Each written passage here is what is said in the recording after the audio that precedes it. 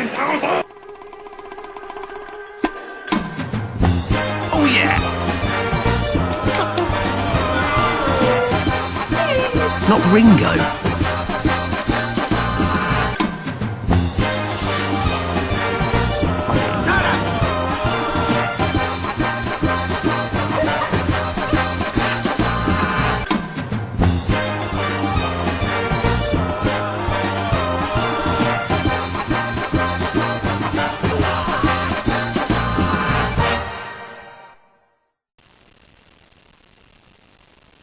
Hey guys, Dalek44 here. I need no introduction, but I got one anyway. Is everybody sick and tired of waiting a whole year for Doctor Who yet? If you're like me, then you're obviously bored of waiting for Doctor Who Series 10 to come out.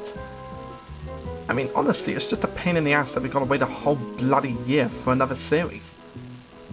So, to relieve the boredom, I've started watching previous Doctor Who episodes from 2005 to Series 9. Just to relieve the boredom, anyway. And boy, is it bloody worth it. Watching them, I don't mean the wait. It's just becoming a pain in the ass now. And very recently, I put on an episode from Series 2 called Love and Monsters.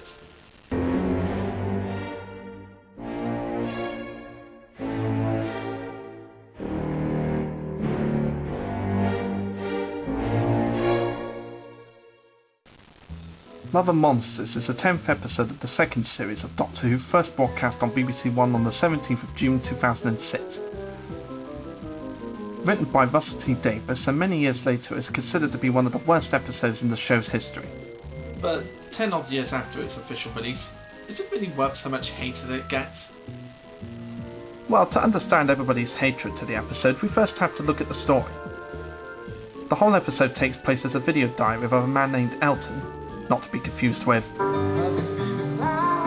played by Mark Warren, a young man who is describing his encounters with the Doctor, played by David Tennant. And that's the first complaint that people have with this episode. The Doctor's barely in it. Elton's on-camera narration forms a present-day frame story of the series of flashbacks related to the Doctor, and his investigations for the Doctor leads him to a woman named Ursula Blake, played by Shirley Henderson, who you may remember from Harry Potter, who is with a group of people who are also trying to investigate the Doctor. Bridget, Bliss and Mr. Skinner.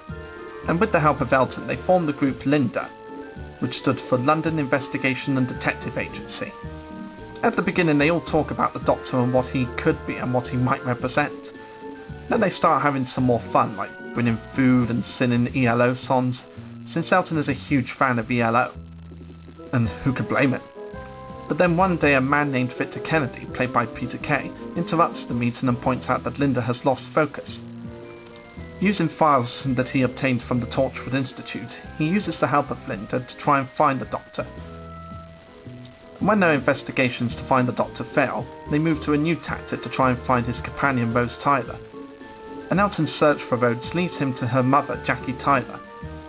He manages to meet her at the laundrette and is invited to her apartment to fix various things. At first they try to be friends when Elton forgets about trying to seduce her into telling him about the Doctor. They start to become friends, but then that friendship ends as soon as she finds out the truth. And all the time Bridget and Bliss disappear from the group unexpectedly. And after the event with Jackie, Elton, Ursula and Mr. Skinner stage a walkout because everything has gone wrong in the group ever since Victor turned up. But while Elton and Ursula are doing their walkout, they have to go back to collect Ursula's phone, only to discover that Victor Kennedy is an alien that likes to call himself the Absorber. And it was turned out that he actually absorbed all the former members of Linda, which leads to Ursula getting absorbed by the creature, Elton meeting up with the Doctor and finding out the truth of why he was there when he was a child.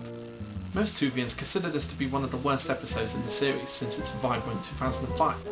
But me personally, I think it's good. Not one of the best episodes, I'll admit, but it is a good episode.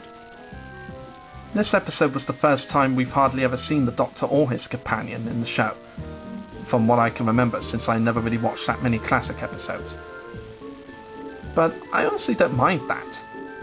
It's just watching the whole film from the point of view of someone who's encountered various aliens as well as the Doctor. And I honestly just found it interesting to know that this guy met the Doctor when he was a child, before he even knew anything about this guy. It It was especially a nice touch when they showed flashbacks of previous episodes that took place in present-day London, such as the Auton attack in Rose, the Slovene spaceship crashing into Big Ben in Aliens of London, and the Sycorax ship above London in the Christmas invasion. Those are really nice callbacks to previous alien invasions. I thought it was really nice to see all those flashbacks to the previous invasions, like the Autons, the Slovene ship, and the Sycorax ship. It was just some nice touches. And I thought the guy they got to play Elton did a really good job of his character, because this guy has a lot to act through. He has to play Elton telling the story, and Elton going through the story. That's quite a few things for one actor to do, isn't it? And I honestly think he plays the part really well. The Doctor and Rose, for whatever scenes they are in, are good, the other side characters are good, and let's talk about Peter Kay as Victor Kennedy the Absorbaloff. We all know that Peter Kay is a very hilarious comedian with everything he's been in, and this episode was no exception. Peter Kay has been in a lot of comedic roles in this time, and this is the first time he's ever been in a Doctor Who episode. And I personally love his character. He starts off as a human being with a very posh accent, while still showing off a bit of the northern accent, who's trying to find out who the Doctor is, and then by the end when he reveals his alien self he also starts using his traditional northern accent. And as I said, even though Peter Kay tries to do a very posh British accent and kind of succeeds, you can still hear his traditional northern accent in there. But I think he still does a pretty good job. And some people say that the Absorbaloff is one of the worst looking monsters in the show's history. But few people forget that this monster was actually designed by a child who entered a Blue Peter competition. I mean, if I knew about this competition, then I would have entered it. And I personally wouldn't have cared if I'd won or not. I would have just loved to have entered it in this competition. Despite the fact that many Whovians consider this to be one of the worst episodes, it does have a lot of good stuff in it. Like, for example, it started the Saxon mystery. Yeah, I'm not joking. If you look at the scene before the Absorbaloff reveals himself from behind the newspaper, you'll see an article on the back page saying Saxon leads polls by 64%. And that's one of the good things in the episodes, the fact that it started the mystery of Mr. Saxon.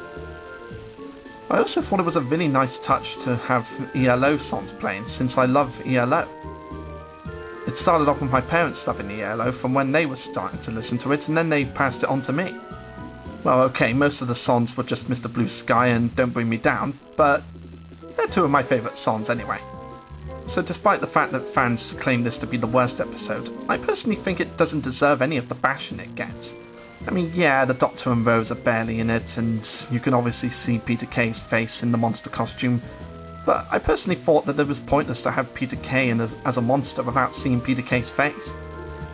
And I also thought it was a really nice touch to have the Absorbaloff being from Ratsacocra Albatorius' twin planet, since he looked very Slovenish, as Rose said. Me personally, I really do like this episode. I wouldn't say it's one of the best episodes, far from it, but it is a decent episode. So me personally, I don't think that this episode deserves all the bashing it gets. It's a decent episode with a decent plot. Russell T Davies tried something new and not many people liked it, but at least he had the balls to try something new. I mean, that's what the show is about, isn't it? Trying something new.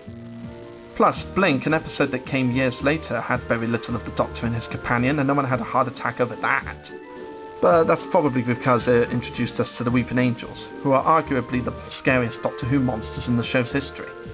But all that aside, Love and Monsters doesn't deserve to be overlooked, or even said as the worst episode in my opinion.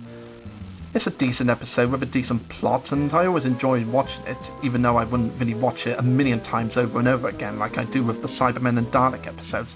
But it is definitely worth a good watch, and doesn't deserve to be overlooked and ignored. And if you haven't seen this episode yet, then check it out for yourselves and see what you have to say about it. I'm Dalek44, and I'll see you next time, folks.